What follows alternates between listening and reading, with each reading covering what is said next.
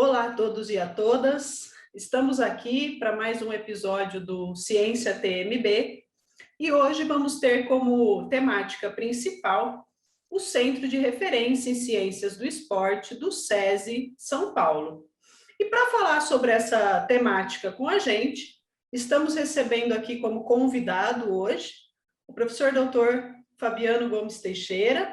Ele possui graduação em Educação Física pela Universidade Estadual Paulista, Unesp, e fez também o seu mestrado e o seu doutorado em Desenvolvimento Humano e Tecnologia, o mestrado em Ciências da Motricidade e o doutorado em Ciência e Desenvolvimento Humano e Tecnologia pela mesma universidade, pela Unesp. E atualmente ele atua como supervisor de esportes do SESI. Então, seja muito bem-vindo, Fabiano.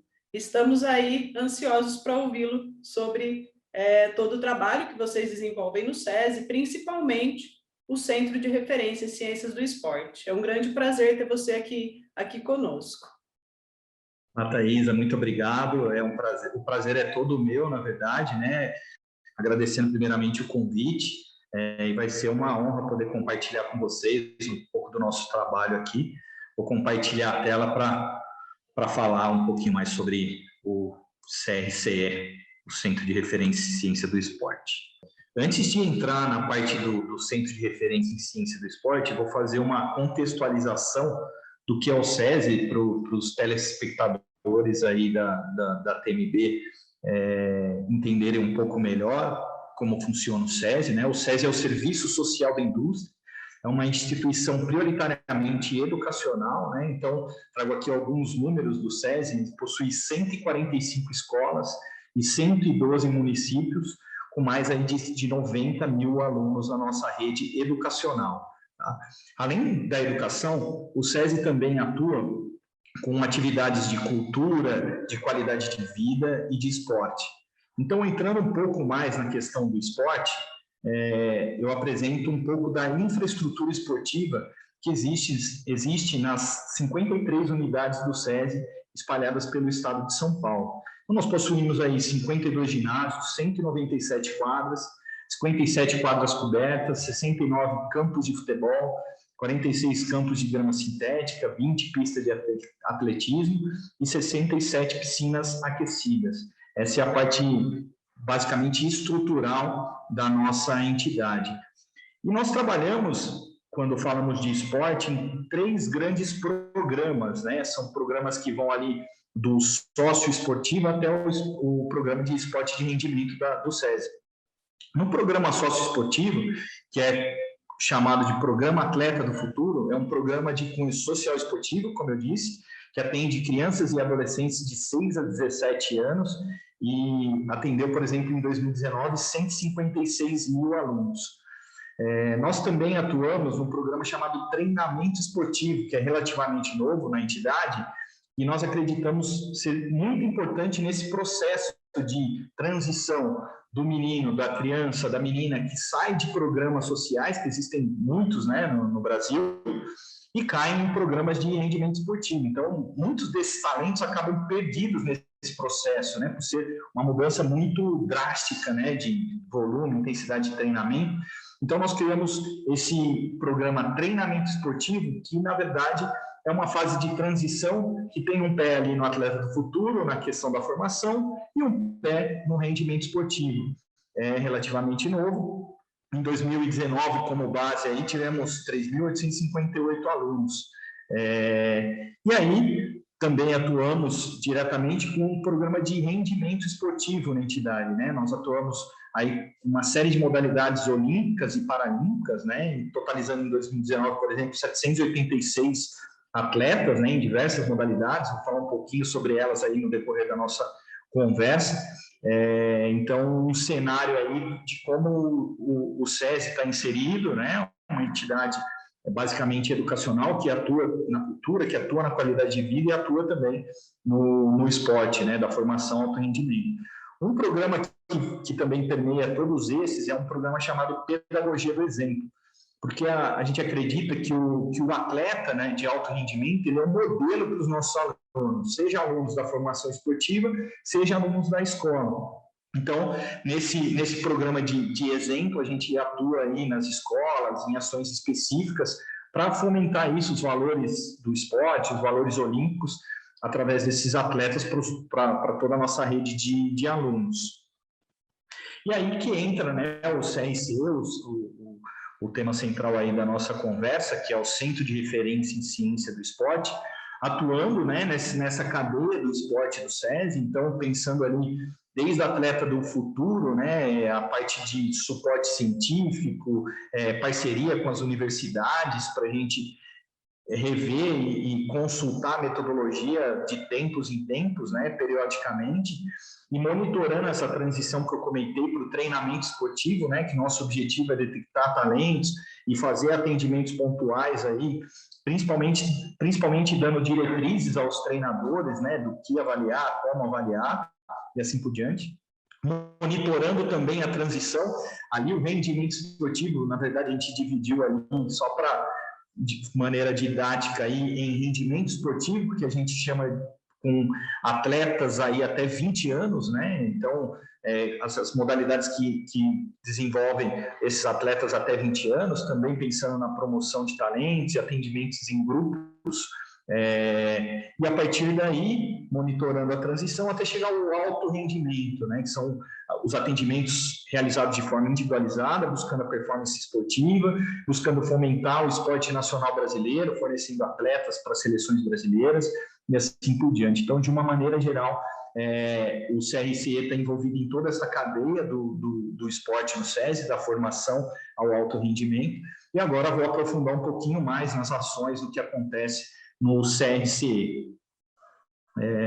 O CRCE, como eu disse, a partir de 2014, né, com o aumento das modalidades desenvolvidas pelo SESI, as modalidades de alto rendimento, a gente começou a ter certo destaque no cenário nacional e até internacional em algumas modalidades. Daí viu-se a necessidade de incrementar e qualificar o atendimento a esses atletas e equipes. Daí surgiu a ideia do Centro de Referência em Ciência do Esporte. Ele surgiu baseado em 3 grandes pilares. O primeiro pilar, que é o de atendimento a atletas e equipes, né? Então, nós temos uma equipe multidisciplinar com médicos, psicólogas, nutricionistas, biomecânicos, preparadores físicos e fisioterapeutas, que dão um atendimento prático ali, né? No dia a dia dos nossos atletas e equipes. Esse é um pilar que a gente é reconhecido, né? Porque a gente tem um corpo técnico muito aplicado à prática, né? Então, esse atendimento ele é muito valorizado pelos atletas, pelos técnicos, né? E bem reconhecido aí nesse cenário. O segundo pilar de atuação do CRC seria a parcerias, né? Algumas parcerias e inovação, pensando em universidades, pensando em instituições que também pensam em desenvolver o esporte, né? O crescimento do esporte nacional. Então, essa possibilidade de parcerias, ela acontece e é muito grande, é muito bacana dentro do CRCE. E, por último, o pilar, e não menos importante, é a ciência do esporte, né?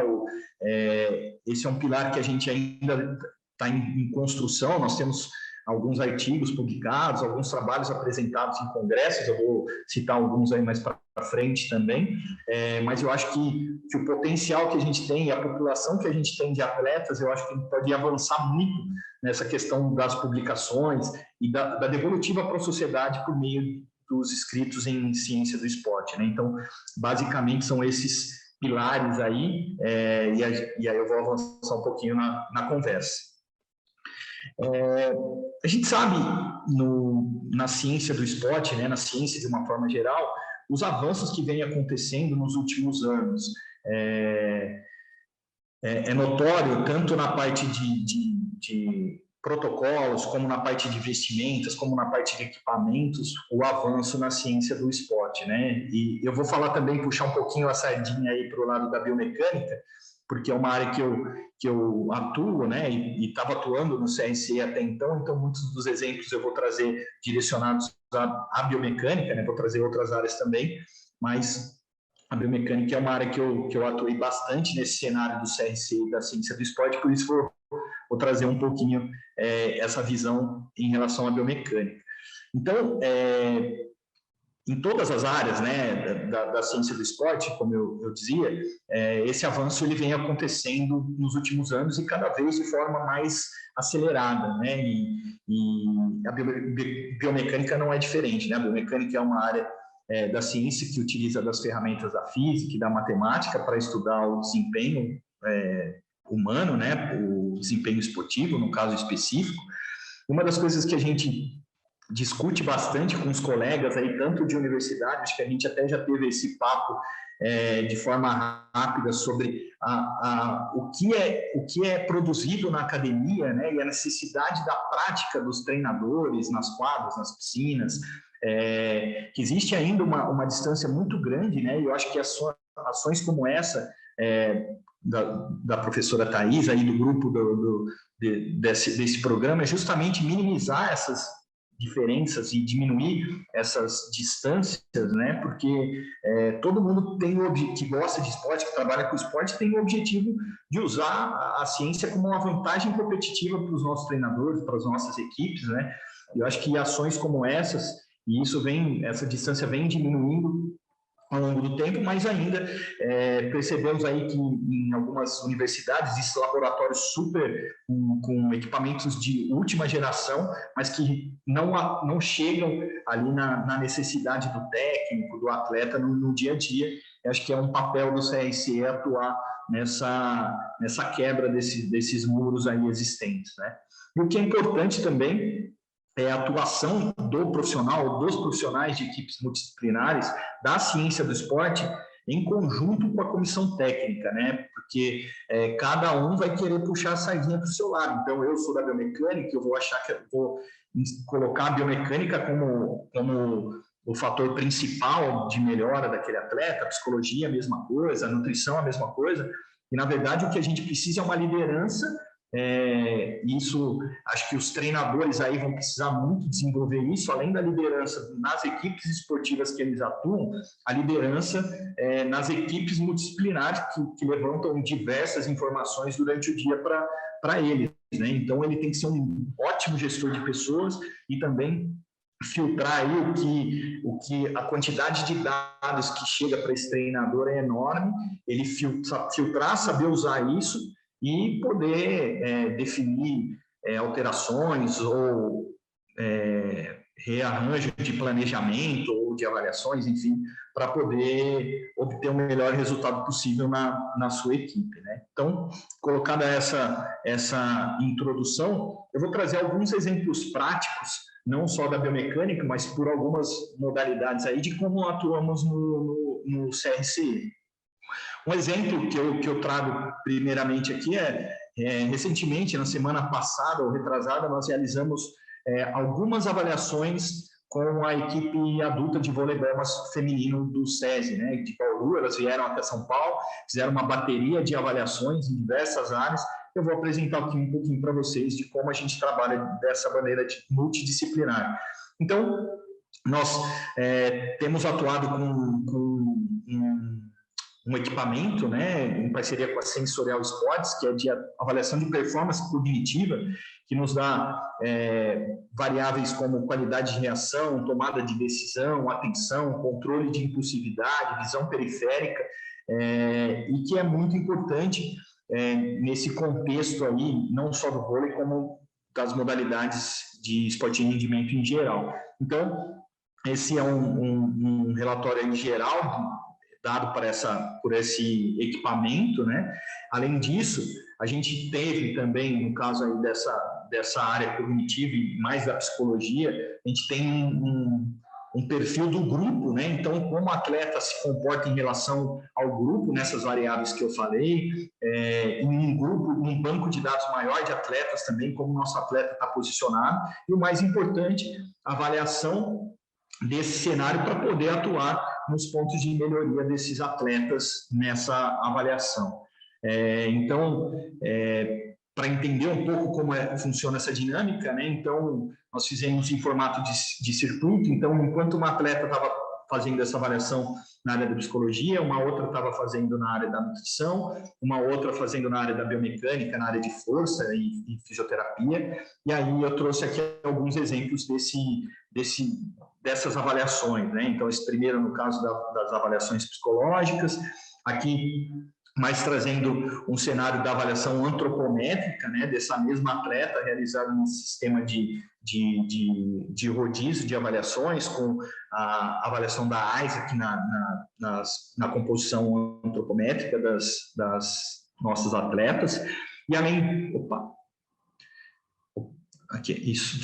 E além disso, nós também tivemos uma aquisição recente aí de um equipamento para calorimetria indireta, né? Então, para medir o metabolismo basal dessas atletas, se sabe que a maioria das instituições esportivas acabam fazendo essas predições por meio de fórmulas, e o que a gente tem observado é que há uma diferença bem significante do que é medido indiretamente com a calorimetria e o que é previsto por fórmulas, assim, até 20% em determinados atletas, né? E a gente sabe que o impacto disso numa prescrição de dieta, por exemplo, faz uma diferença muito grande aí quando a gente pensa em alta performance, em atletas de alto rendimento.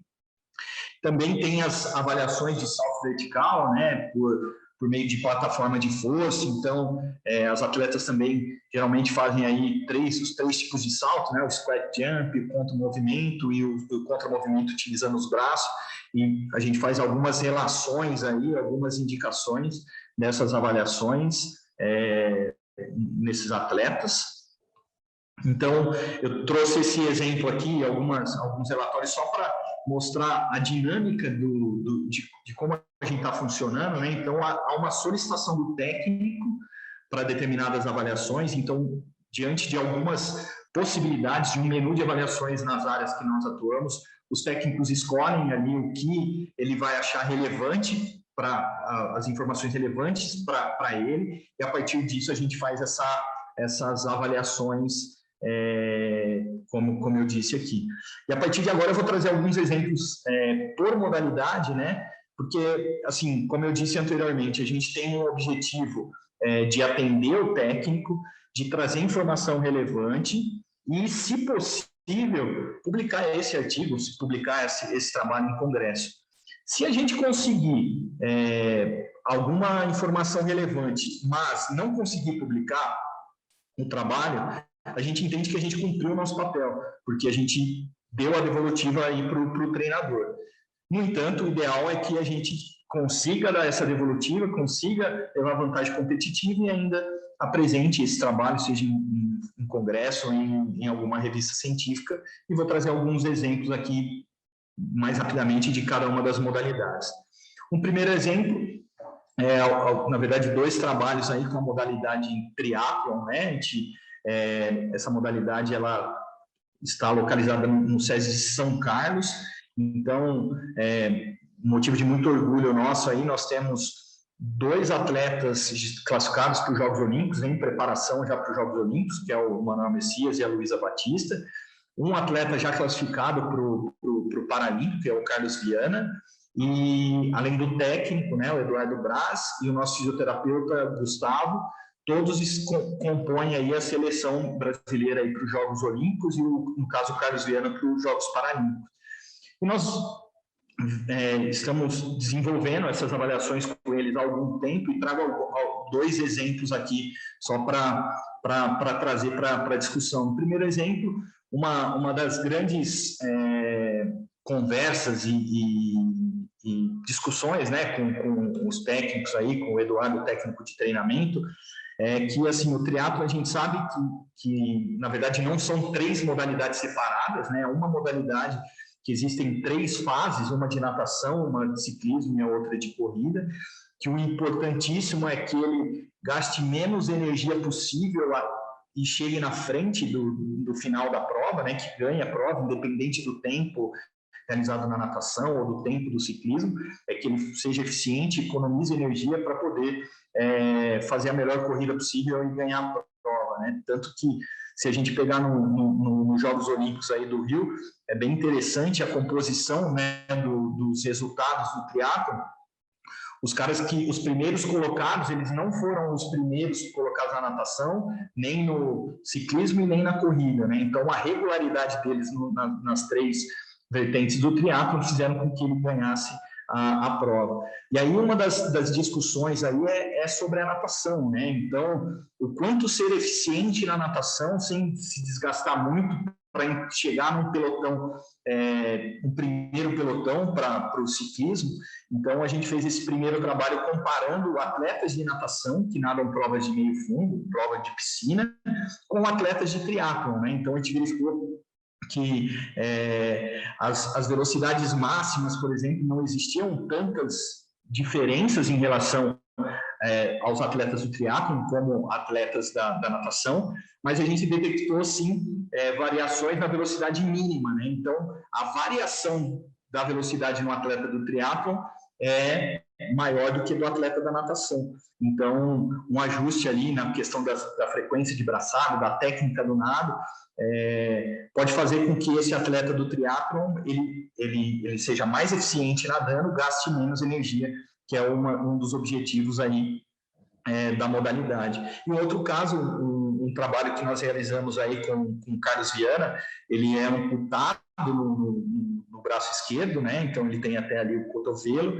e aí o técnico solicitou uma avaliação no dinamômetro, no nado atado, na verdade, para a gente medir a força nos 2 tipos de respiração, ele respirando para o lado direito e respirando para o lado esquerdo, que na visão do técnico ele queria uma informação mais fidedigna, né, de o que era mais eficiente para esse atleta, né? Então fez essa avaliação, esse estudo de caso, levou a informação para o técnico e ele pôde com isso trabalhar a questão da respiração desse atleta que hoje está classificado aí para os Jogos Paralímpicos, é motivo de muito orgulho para a gente. Um outro caso muito interessante no voleibol masculino que eu sempre trago também, né? Esse foi um caso que a gente não conseguiu publicar ainda, né? Não tem, foi para um lado que eu vou explicar aqui, que a gente não teve os dados para publicação, mas foi considerado um caso de sucesso principalmente para o técnico, né? O Marcos Pacheco um técnico multicampeão aí do vôlei, né? Foi técnico do SESI em determinado momento, hoje é técnico de Campinas, né? Do time de Campinas, da equipe adulta de voleibol, e fazendo as avaliações durante aí a temporada, o técnico me procurou, né, como biomecânico na época, e relatou que o atleta Douglas Souza, que foi campeão olímpico, teve também conosco, também convocado para as Olimpíadas agora de Tóquio, ele teria uma possibilidade de ir para os Jogos. No entanto, o Pacheco identificou que a possibilidade dele estar no grupo que iria para os Jogos do Rio seria uma evolução durante o saque. Ele era muito inconstante, né, nesse fundamento do voleibol. E aí nós fizemos algumas ações em conjunto com a parte de cinemetria, da cinemática, né, aliados aí com a estatística do voleibol, que mede, né, todos os jogos aí, a eficiência de todos os fundamentos dos nossos atletas. E a partir disso a gente começou um trabalho qualitativo e quantitativo de verificar o movimento, verificar onde ele estava falhando, né, no final do movimento, e a partir daí, junto com a expertise do técnico, criamos algumas situações para ele evoluir e melhorar na questão do fundamento, né, do aproveitamento no saque desse atleta. E a partir desse trabalho, a gente também teve a felicidade de colocá-lo nos Jogos Olímpicos, né? Então, ele era, na época, em 2016, um azarão que estava brigando com muitos outros ali para ingressar nos Jogos Olímpicos do Rio, e com essa melhoria no fundamento, ele foi convocado e acabou sendo campeão olímpico. Mas esse dado, como eu disse, a gente não, por conta da dinâmica, a gente não conseguiu publicar ou apresentar em nenhum trabalho, mas é um fato relevante, como eu disse anteriormente. A gente deu o suporte para o técnico, para o atleta, é uma série de outros fatores, né? Mas isso até o próprio técnico, o Pacheco, comenta sobre esse trabalho, né? E esse diferencial em colocá-lo nos Jogos Olímpicos, eu trago aqui para compartilhar também com vocês.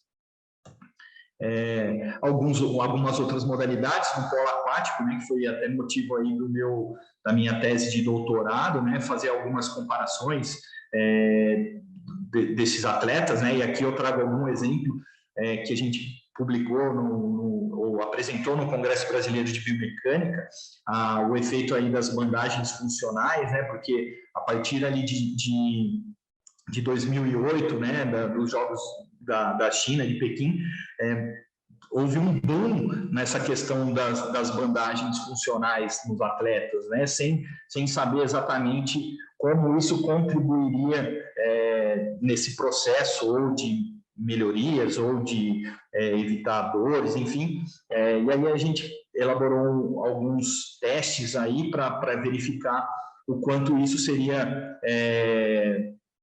aplicável, né, ou teria diferenças aí em relação à posição, né, ao torque isométrico, ao teste de sinestesia. Na verdade, a gente verificou que não houve diferenças significativas, né, nesse caso específico, com a utilização da bandagem funcional no caso de polo aquático. É uma modalidade que é muito importante, né, principalmente no SESI, foi a primeira modalidade implantada no esporte de rendimento no SESI, né, então, com o objetivo também de fomentar modalidades que são pouco divulgadas aí pelo grande público, pela grande mídia, né, então o SESI faz um trabalho aí de formação muito bacana, né, hoje praticamente 80% da equipe adulta do SESI é de formação desses atletas que saíram lá da formação social até chegar à equipe de alto rendimento adulto. Então, alguns trabalhos também nós realizamos em relação ao polo aquático. O judô, esse menino que está apresentado nas fotos é o Renan Torres, né? Ele foi campeão pan-americano em Lima, um atleta também muito promissor aí que brigou pelos Jogos Olímpicos. Não chegou, não vai para os Jogos Olímpicos de Tóquio, mas já é uma promessa para os Jogos de 2024, né? Então, dentro daquele cenário que eu trouxe do vôlei, nós fizemos também com o judô, não só com o Renan, mas também com alguns atletas potenciais do SESI, fazendo as avaliações antropométricas. A gente tem também o dinamômetro isocinético, que nos dá muitos dados aí em relação a desequilíbrio muscular, entre agonistas e antagonistas, assimetrias laterais, e é um instrumento bastante utilizado aqui pelos fisioterapeutas também, para dar mais segurança no retorno de lesões desses atletas e para treinamentos também. Então, no judô, a gente ainda não publicou, mas tem dados importantes aí que a gente possivelmente num futuro próximo vai publicar em relação a esse perfil do atleta de judô, tanto em níveis de força, de torque no isocinético, quanto a questão antropométrica, como a questão também do metabolismo e na parte de antropometria, que tanto no judô como na luta é fundamental um controle bem minucioso, porque sabemos que os atletas dessas modalidades de luta acabam precisando perder muito peso próximo à competição, então nem sempre é de uma forma adequada, e aí o atleta acaba não tendo o seu potencial físico máximo nas lutas, e acaba sendo comprometidos. Então é uma preocupação que a gente também monitora e olha nesse sentido. Aqui trouxe algumas outras modalidades nesse mesmo conceito de avaliações das modalidades. Então, no karatê, a gente teve, infelizmente, não conseguiu a classificação para os jogos, mas uma atleta do SESI, aí, acho que foi a que chegou mais longe, também com esse monitoramento e controle aí das avaliações. A gente faz um trabalho também no atletismo, tanto o atletismo olímpico como o atletismo paralímpico, de avaliações biomecânicas e avaliações antropométricas, né? E no atletismo a gente tem aí um atleta classificado, Felipe Bade, e no Paralímpico ainda não saiu oficial, mas possivelmente a gente tenha 2 atletas classificados para os Jogos Olímpicos, né? E, além disso, eu trouxe um exemplo aqui do rugby, porque o SESI, além de atender os atletas do SESI e as equipes do SESI, a gente também tem a possibilidade de atender as confederações, né? A gente já teve uma conversa também sobre o tênis de mesa e a possibilidade de poder atuar em parceria e fazer esses controles, essas avaliações com a seleção de tênis de mesa, que o exemplo que eu trago é uma parceria recente que nós firmamos com a Confederação Brasileira de Rugby, que é uma parceria que, além das avaliações do CRC, ela contempla também formação de professores, né, para trabalhar com rugby na escola, na formação esportiva e também no alto rendimento com esse tipo de avaliação, né? Então, a gente está aberto aí às confederações, inclusive a Confederação de Tênis de Mesa, nos colocando à disposição para conversarmos e tentarmos fazer uma parceria para ajudá-los aí, no caso, se for necessário, de interesse da confederação. Também na natação, né, a natação, puxando um pouco para a área da biomecânica, é uma modalidade que já há muito tempo, né, tem a consolidação da ciência e da biomecânica inserida no seu contexto, né? Então eu tive a oportunidade de atuar em algumas seleções brasileiras, né? Então o biomecânico é um componente de uma seleção brasileira para os Jogos Olímpicos, por exemplo. Então o controle realizado tanto na parte física como na parte específica e técnica da natação é muito utilizada, né? Então trago aqui alguns exemplos. A gente tem 2 atletas classificados para os Jogos Olímpicos, né? O Matheus Gonchi, que é um atleta de 22 anos, conseguiu a classificação esse ano, né, na prova de 100 borboleta. Então eu trago aqui a evolução do ranking, né? Ele chegou para o SESI em 2017, ainda na categoria júnior, e aí com uma evolução bem interessante, tanto de tempo como de ranking mundial, e alcançou o seu índice em abril desse ano, né, na seletiva olímpica. Mas esse monitoramento de antropometria, do controle e monitoramento de carga, tanto de força específica, né, do nado atado, como no controle e no trabalho de velocidade baseado, no treinamento baseado em velocidade na academia, e também, o que é importante, a gente avalia bastante, é a avaliação de competição, né? O que o atleta ele faz durante a competição, teoricamente, é o momento que ele se encontra na melhor forma esportiva, né? Então, a partir desses parâmetros de competição, a gente consegue direcionar ali as avaliações e até o foco durante o treinamento nos pontos que ele necessita de melhorar, né, os pontos de melhoria desse atleta. Então, o Matheus Gonchi foi um dos atletas, e a outra atleta que estará nas Olimpíadas mais uma vez, né, ela já teve em 2016, agora em 2021, a Etienne Medeiros, que é uma atleta campeão mundial dos 50 costas, né, medalhista piscina curta dos 50 livre, vai participar do revezamento 4 por 100 livre e da prova de 50 livre nos Jogos Olímpicos. E a gente vem fazendo esse monitoramento aí já há algum tempo, e no caso da natação, trago alguns trabalhos para exemplificar isso. Um primeiro trabalho que a gente também tem esse comparativo, esses parâmetros, né, de velocidade de nado, salto vertical das atletas da equipe principal, da equipe absoluta, e verificando as diferenças da equipe júnior, né? O quanto a velocidade de nado, a velocidade de impulso na borda, o salto vertical, né, frequência e comprimento de braçadas é diferente de uma equipe principal, de uma equipe absoluta, de atletas recordistas, como eu disse agora, com atletas júnior que estão no processo, né, de chegar até essa equipe principal. Então, verificar as diferenças e verificar de que forma a gente pode atuar nisso. Um outro trabalho muito bacana aí, que pensar de maneira metodológica até simples, né, de fazer, mas que trouxe para a gente informações relevantes. No caso aí da Etienne Medeiros, né, um estudo de caso, a gente toda véspera, semana antes da competição, a gente avalia uma série de parâmetros, e um deles é o salto vertical. E aí a gente fez a correlação do salto vertical com os resultados obtidos nas competições em provas de 50 metros, né, do nado livre. A gente obteve uma boa correlação, né, uma correlação moderada entre esses dados. Você sabe que o ideal é que a prova de 50 livre tem uma série de variáveis, né, e não só a potência de membros inferiores, por exemplo, mas uma série de outras considerações. Mas como a gente não tinha os dados de competição em todas as provas disputadas, que, se eu não me engano, foram 17 provas correlacionadas com o salto vertical na semana anterior, por exemplo, a correlação seria muito mais alta se a gente medisse a saída na natação, que são os primeiros 15 metros. Então, teria uma correlação maior nesse caso, mas como não foi possível, a gente fez a correlação com o resultado final e mesmo assim foi interessante o dado. A gente publicou isso no congresso em Tsukuba, no Japão, apresentou esse trabalho em 2018.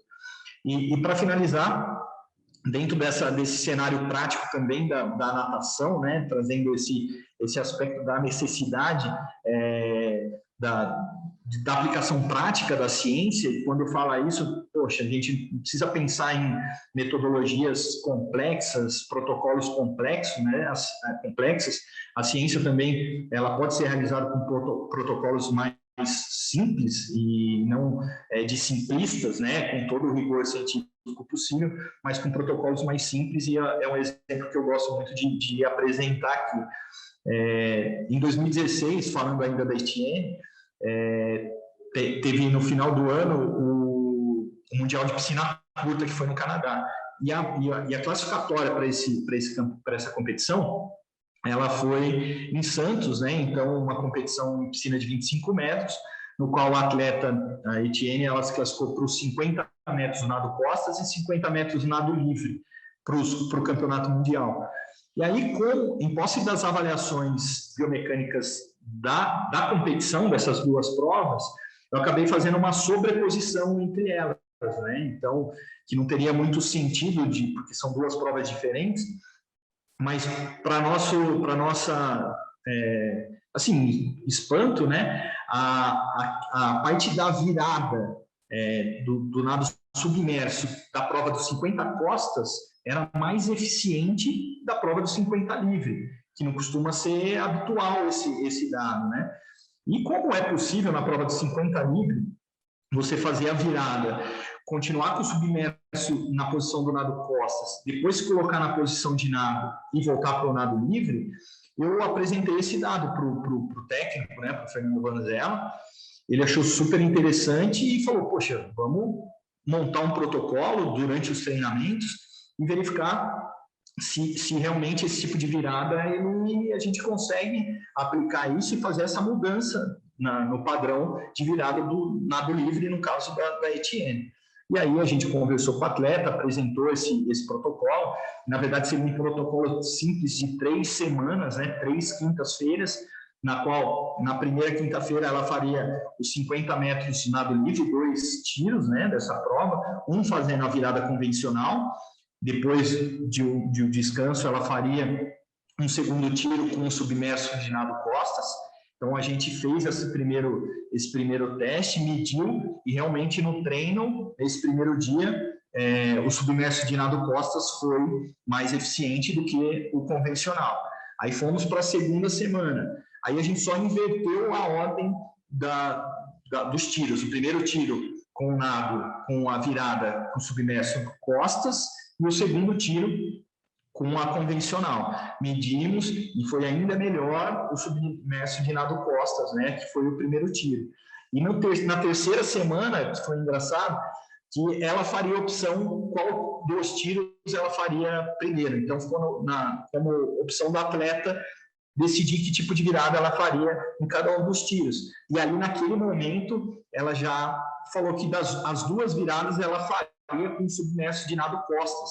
Então, o protocolo de 3 semanas, que é o que eu falo ainda, poxa, a gente estabeleceu isso, mas a atleta já assimilou aquela virada como uma virada que ela faria a mudança no padrão de viradas dela, e aí fez as duas viradas com o submerso de nado costas. E aí eu trouxe aqui um exemplo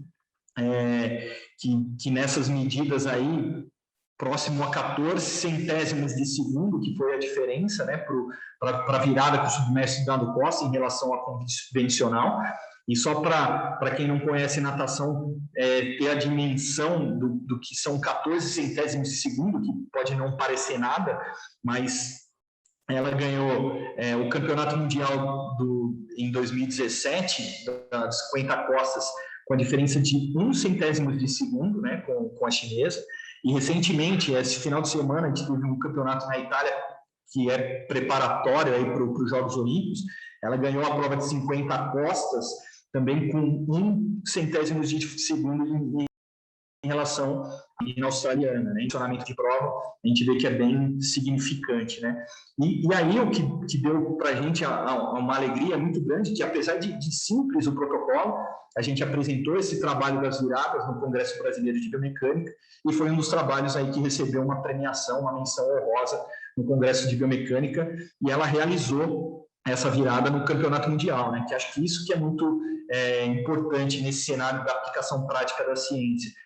Por mais simples que seja o protocolo, houve uma mudança considerável de padrão de movimento de uma atleta de nível de campeão mundial, recordista mundial, e ela realizar essa mudança no campeonato mundial, acho que já justifica toda essa questão e todo esse discurso da ciência do esporte aplicada à prática, né? E aí, sempre com o técnico envolvido nesses trabalhos, né, tanto em ativos como em trabalho. Então, nos trabalhos que eu citei do triatlon, o técnico contribuiu na construção desse trabalho científico, da natação a mesma coisa, né, que é uma coisa que a gente acha importante, por mais distante, entre aspas, que o treinador esteja da academia, eu acho que a contribuição dele é fundamental nesse processo, e por isso ele participa dessa construção aí conosco, quando a gente vai apresentar algum trabalho, um congresso, ou escrever alguma coisa nesse sentido.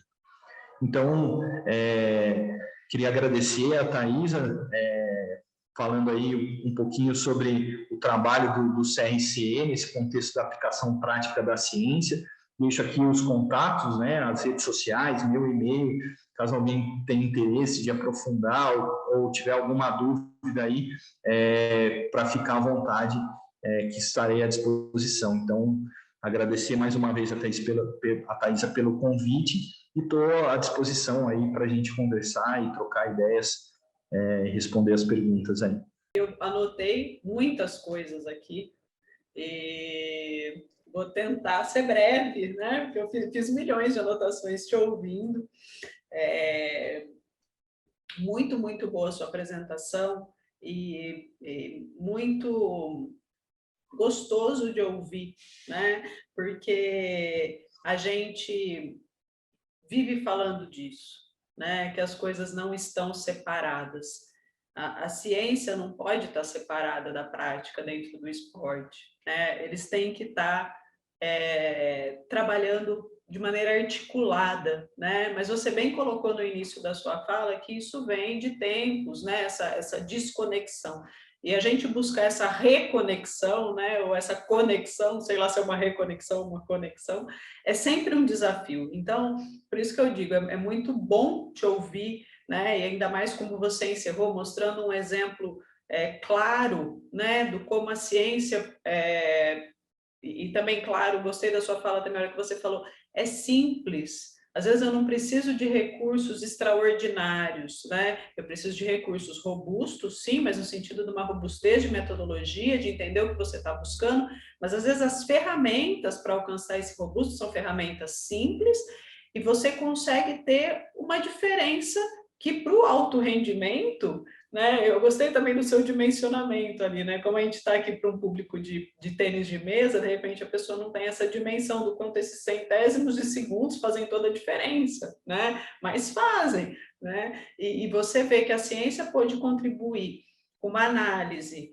para trazer isso à tona e garantir títulos aí para potenciais títulos para uma atleta, é super rico e mostra aí que, de fato, essa conexão é muito importante, ela precisa estar acontecendo cada vez mais. Então, só para fazer um comentário aí de uma forma geral, né? Mas tem muitas coisas que eu anotei aqui E eu acho que um primeiro ponto que eu queria trazer para a nossa conversa é que o tempero especial, né, como você bem colocou ali também, né, é esse treinador, é esse técnico, né? Porque quem está atuando diretamente com a atleta ou com o grupo de atletas ou com a equipe é o treinador.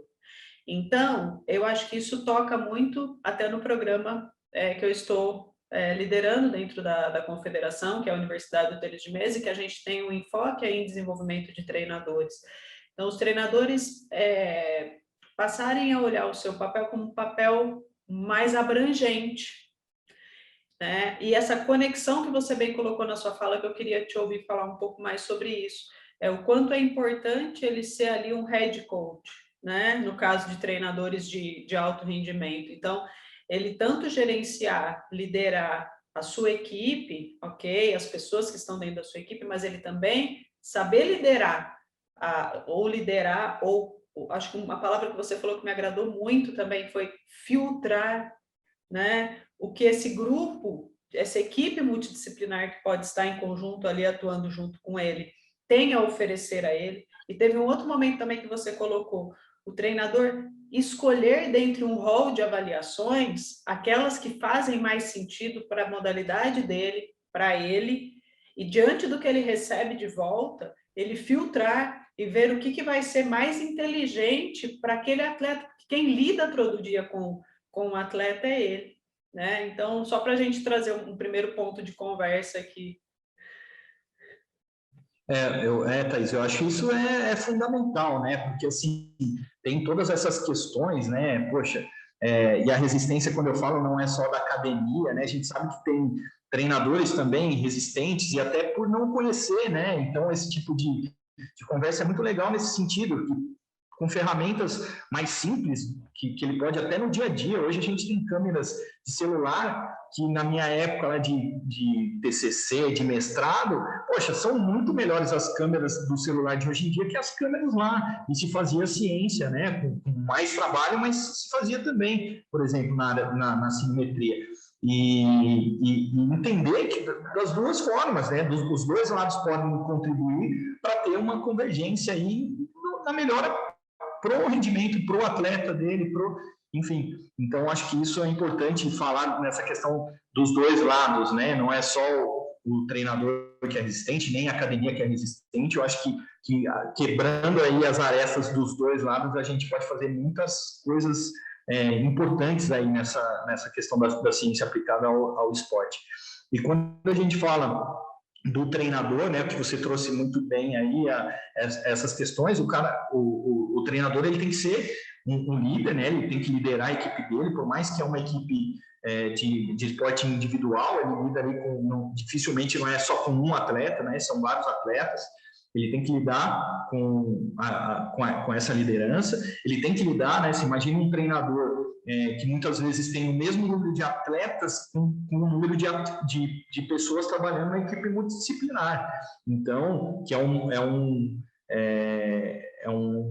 aspecto diferente, né, de olhar, mas ele tem que liderar, né? Então, ele tem que estar de olho nas tendências, propor, né, não só a questão do menu, como você colocou, poxa, tem menu de avaliações que são consolidadas, que existe aí na literatura, mas por que não ele propor e falar assim, poxa, eu queria entender o porquê o saque do meu atleta é dessa forma, o golpe do meu atleta é dessa forma, como a gente pode utilizar a ciência a partir disso, né? Acho que isso é um passo aí que a partir do momento que a gente tiver isso nos head coaches, nos principais treinadores, a gente vai ter um ganho muito grande e uma contribuição ainda muito maior da ciência nesse contexto, né? Porque na maioria das vezes, hoje em dia, a pergunta científica vem do laboratório, do cientista, das avaliações, que ele detecta ali algum ponto de melhoria no que já é feito, mas o porquê não olhar fora da caixa, né? Poxa, eu queria avaliar, poxa, será que eu consigo fazer determinada situação para o meu atleta melhorar a técnica dele, ou melhorar a força dele, enfim.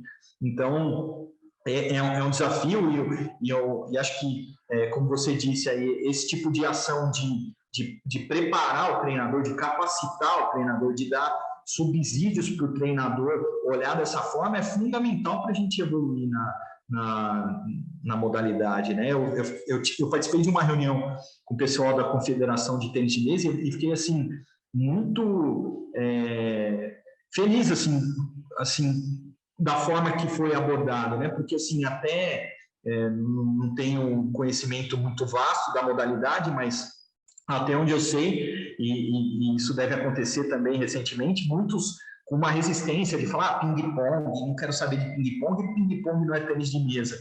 E o pessoal da confederação, muito pelo contrário, porque o ping-pong pode ser uma iniciação do tênis de mesa, né? E pode ser uma massificação da modalidade, e usar isso para o benefício, e não como, não quero saber do ping-pong, porque ping-pong é uma coisa de lazer e tênis de mesa é sério. Então, e usar esse tipo de trazer próximo, né? Pô, você vai ter mais praticantes, você vai ter mais pessoas fazendo esporte, quem sabe no futuro aí mais atletas de alto rendimento, né? Então, acho que esse tipo de aproximação, esse tipo de subsídio para os treinadores, a capacitação não só para treinadores, para todo mundo, né? É fundamental as trocas entre as modalidades. A gente aqui no SESI também incentiva muito isso, né? Os grupos, assim, então preparadores físicos da natação, junto com o do polo, junto com o do vôlei, trocando, porque uma solução ou uma metodologia, um trabalho, uma avaliação que um faz, pode acender uma luzinha no outro e aquilo ser benéfico para a modalidade. Então, eu acho que essa construção, né, essas ferramentas, e tá sempre aí antenado no que acontece, essas trocas é fundamental, né? E o treinador, a gente pode pegar aí, né, esses treinadores de sucesso nos mais variados esportes que a gente tem esse olhar diferenciado aí, essa liderança, esse filtro, como você trouxe aí em relação às equipes multidisciplinares aí do esporte. Não, excelente, Fabiano. E algo que eu costumo falar também, ouvindo você falar, né, tanto a sua apresentação como o que você trouxe agora, é que, assim, às vezes, treinadores não estão habituados a entender a avaliação como parte do processo, né? E então, a gente pensar aquele ciclo básico, né? PCA, né? Planejamento, condução e avaliação. E o novo planejamento dependente dessa avaliação, que vai me trazer ali alguma luz de ajustes que eu preciso fazer. Então, eu também acredito muito que quanto mais isso ficar vivo na rotina do treinador e não ser só algo que ele aprendeu, né, e que não faz uso diário, essas conexões vão ficando mais promissoras, né, à medida que eles forem muitos, né, outros já têm muita familiaridade com isso, fazem isso de uma forma muito fácil, mas eu acho que esse é um gap muitas vezes, não entender. Eu acho que existe uma diferença entre entender e sentir, né, e viver, né? Mas viver ali na prática, quanto essa avaliação, que pode ser uma avaliação super robusta, ou pode ser uma avaliação com ferramentas muito simples, mas que de toda forma está tendo uma metodologia robusta, pode reverter em subsídios para ele fazer um novo ciclo de planejamento e de condução dos treinos e trazer diferenças nos momentos competitivos. Então, eu também acredito bastante que essa vivência, né, das avaliações como um instrumento vivo e não só um momento que meus atletas precisam ir lá para ser avaliados. Eu acho que também ajuda nessas conexões. Então, um pouco de percepção que eu tenho em relação a isso. Não sei o que você pensa também. Não, é exatamente o que você falou. Eu acho assim que é importantíssimo também, por exemplo, a gente que viveu e vive no meio acadêmico, a gente tem uma devolutiva de relatório que pode ser ótimo para um trabalho para o mestrado, para o doutorado, para uma revista. Só que aquilo pode não significar nada para o treinador, né? E essa interação é muito importante, né? E é logo que eu cheguei no SESI como biomecânico, eu pedia isso, né? Critique que pode melhorar, de que forma eu posso dar essa informação que seja assertiva para você, poxa, não vai significar para o cara, naquele momento, saber o tipo de estatística, o tipo assim, do que foi utilizado, mas o que é de relevante para ele ali, que com aquilo ele vai conseguir utilizar para o que você comentou, né? De, poxa, essa avaliação eu consigo tratar para o próximo planejamento, né? Para o que eu vou fazer na sequência. Então, isso é muito rico, essa questão de trocas, né? Porque a gente acaba acostumado a entregar um tipo de relatório, e se o técnico não interagir, e só pegar aquilo e falar, nossa, eu não entendi, colocar na gaveta também, aí a gente vai continuando a fomentar a distância, ao ponto do que se ele criticar de forma construtiva e falar assim, poxa, eu não entendi nada, mas o que você pode me trazer aqui que eu não entendi nada disso que você trouxe? E a gente construir isso juntos um processo muito rico que a gente passa aqui até hoje no SESI, né? Eu passei também um período ali no Laboratório Olímpico, junto com as equipes do SESI, fazendo as avaliações bioquímicas, e ali que é um parceiro também, o Laboratório Olímpico no COB, espetacular, não só para seleções, mas em determinado momento também a gente foi de forma periódica lá e houve essa construção, principalmente partindo do técnico, né, em áreas que a gente não tinha expertise, como eu trouxe de exemplo a bioquímica, o que isso pode trazer de informação relevante, trouxe muita informação relevante, mas a gente não pegou o relatório e guardou na gaveta. A gente olhou num primeiro momento e falou, nossa, não entendo nada disso. E aí eles também falaram, então vamos sentar e vamos discutir. Isso significa isso. E foi construindo um modelo de relatórios de devolutiva que seja assertivo, né, para o técnico, para o dia a dia, pela rapidez, né? A gente pode também, tem situações, pegar um dado aí, demorar, sei lá, um mês para processar os dados e apresentar um dado depois de um mês para o técnico já não serve para nada, porque um mês já mudou muita coisa no processo de treinamento.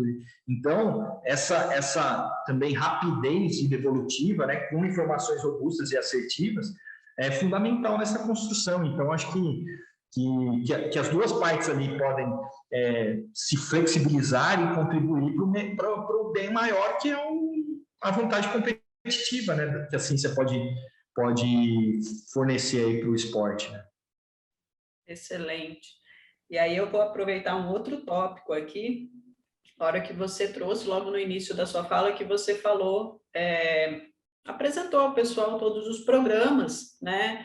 E esses programas de maneira muito interessante aí, seguindo uma lógica aí de desenvolvimento de atleta em longo prazo, né? Você pega desde das fases iniciais, a fase de especialização, depois chegando no rendimento, aí depois você até discriminou rendimento e alto rendimento, que também são coisas diferentes, né? A gente começa a ter atletas com índices olímpicos, eu já estou falando de outros atletas, né? De outro nível de atleta, né? E aí um ponto que você tocou é que você foi mostrando que as avaliações podem ser muito pertinentes e interessantes nos momentos de transição entre essas fases. Aí gostaria de te ouvir um pouquinho mais em relação a isso também.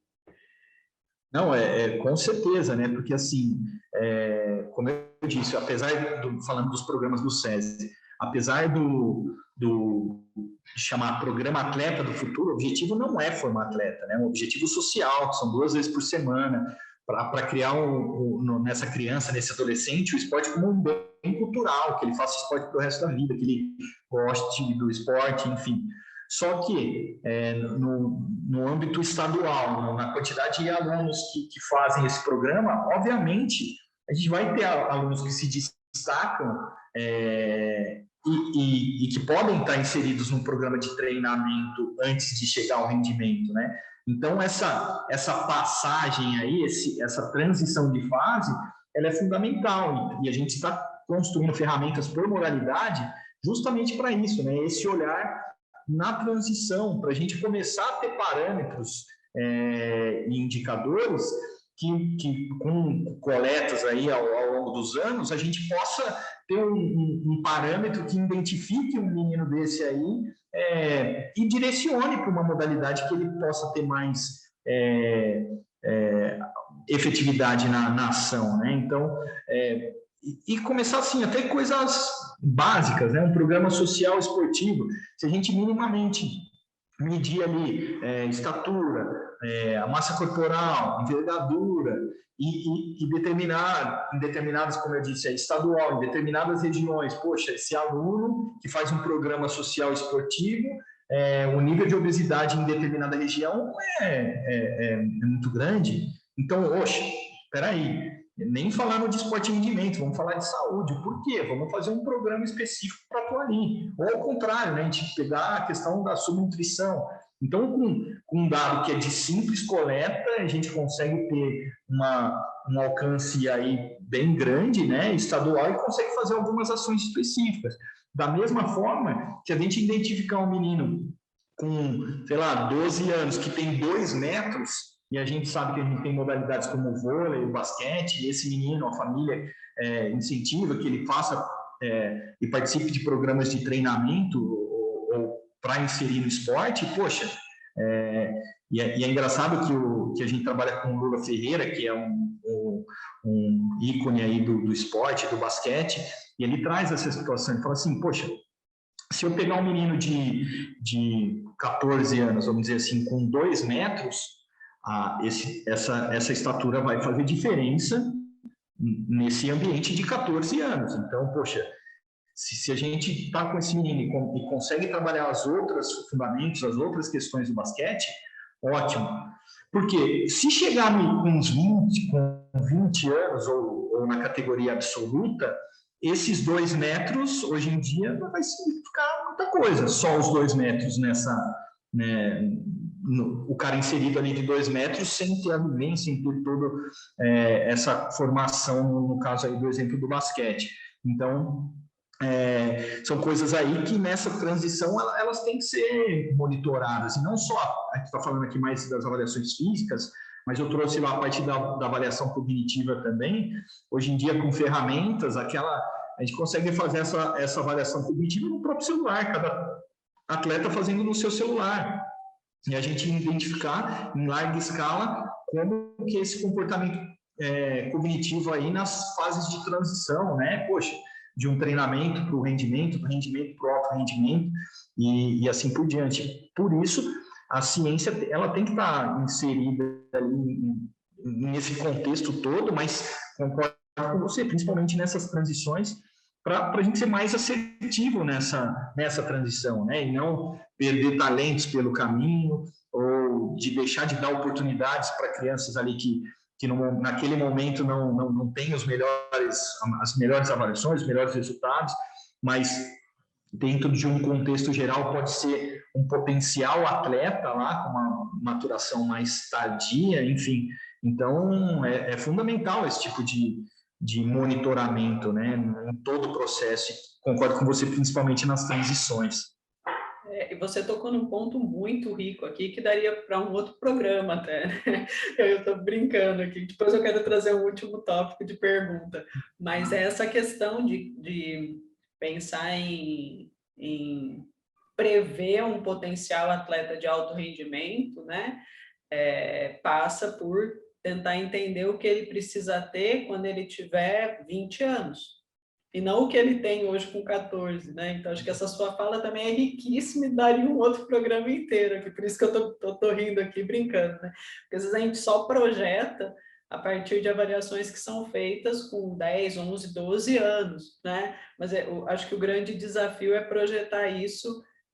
Um dos grandes desafios, né, pensando em prever atletas aí de alto rendimento no futuro, é tentar entender o que ele vai ter que ter lá no futuro e não o que ele tem hoje, né? Então, muito, muito pertinente.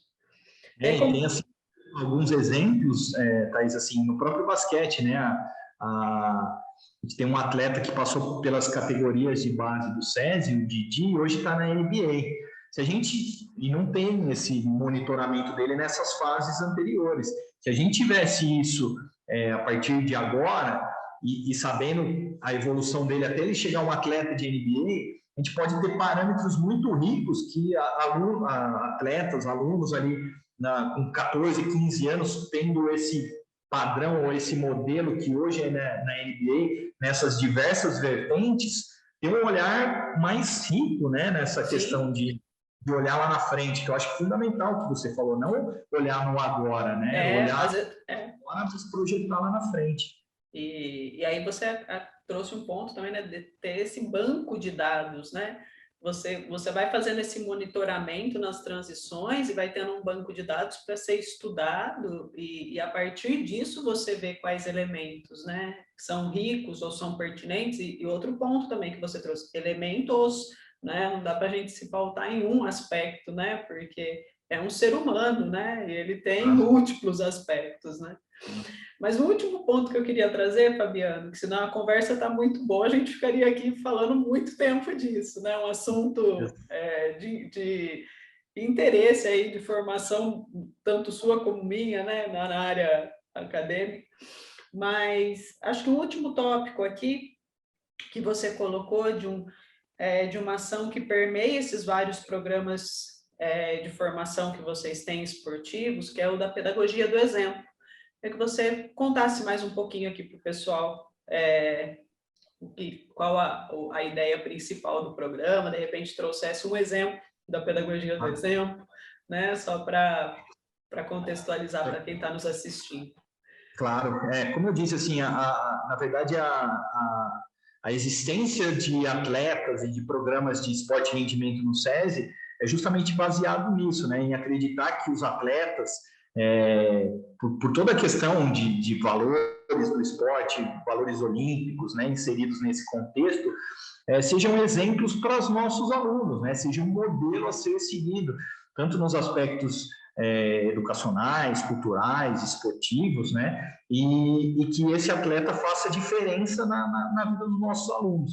Então, é um programa baseado nisso, como eu disse, na questão dos valores do esporte inserido no contexto da escola, da casa. Então, assim, alguns exemplos, a gente tem ações mais práticas esportivas, né? Então, que atletas do voleibol, por exemplo, vão em escolas e fazem clínicas ou ações esportivas ali com o atleta. Então, você imagina, a gente teve ali atletas olímpicos em escolas fazendo toque, trocando ideias com alunos de escola, né? Então, isso é um modelo rico, né, de incentivo à prática esportiva, do ídolo estar próximo aí aos alunos, né, de ser algo alcançável, ele existe, ele conversa, ele brinca nesse sentido. A gente tem também ações, por exemplo, como o atleta ir almoçar na casa de um aluno, né, um aluno escolhido pela escola por determinada ação ou por determinada situação, ele ganhar como prêmio, por exemplo, o caso da Etienne Medeiros, campeã mundial, passar um momento lá almoçando na casa dessa atleta, com a família, contando a sua trajetória, a disciplina de treinamento. Então, são ações que acontecem também, né? Uma das ações que a gente vem programando por exemplo, a maioria no caso, as modalidades estão inseridas dentro de unidades que existem escolas dentro, né? Então, a unidade onde está inserida, isso está no dia a dia da escola. Mas também fazer com que, por exemplo, numa preleção de um jogo de vôlei ou de basquete, alguns alunos participem desse momento, né? E deem aquele palavra de incentivo antes do atleta entrar na quadra. Então, ações como essa, né? Ações de palestras em salas de aula, de palestras, não só em escola, mas em indústrias também, né? Porque o SESI é o Serviço Social da Indústria. Então, o atleta inserido também num contexto de trabalhadores da indústria para mostrar a sua trajetória de sucesso no esporte, né? Um fator de motivação, de resiliência, uma série de outros aspectos. Então, é um programa muito, muito interessante, que não tem um gesso de atuação, né? Então, ele pode ser palestras e ações como eu disse, nesse sentido aí de troca entre atletas e alunos.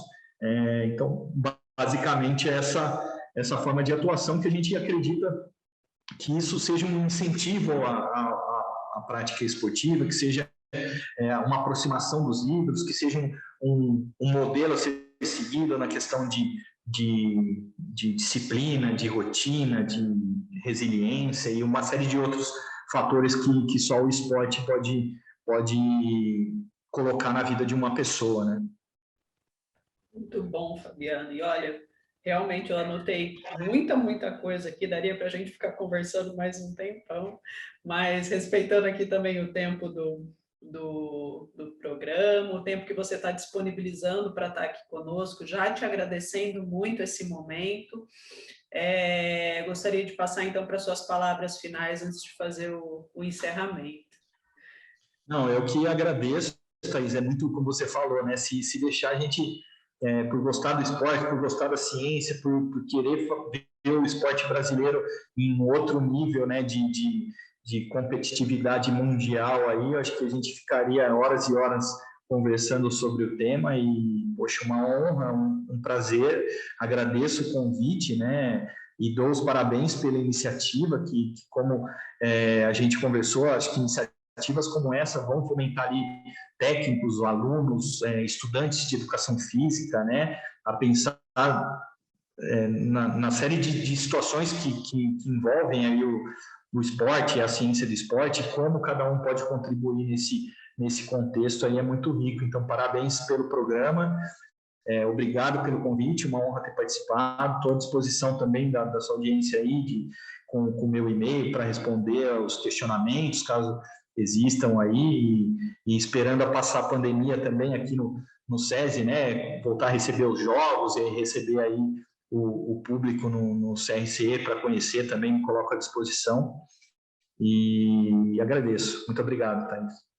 Nós que agradecemos, Fabiano, foi um prazer receber você aqui, agradecemos ao SESI também, né, no seu local de atuação, e lembrando, então, a todos e a todas que estão nos assistindo, que o programa Ciência TMB é um programa gravado, então, estaremos indo ao ar aí no sábado, né, para vocês que estão nos assistindo.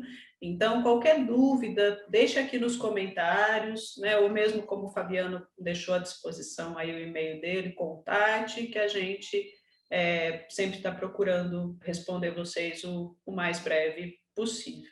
Bom, então, um abraço a todos e a todas e seguimos aqui. Muito obrigado, Fabiano. Até mais. Obrigado, até mais. Um abraço, pessoal.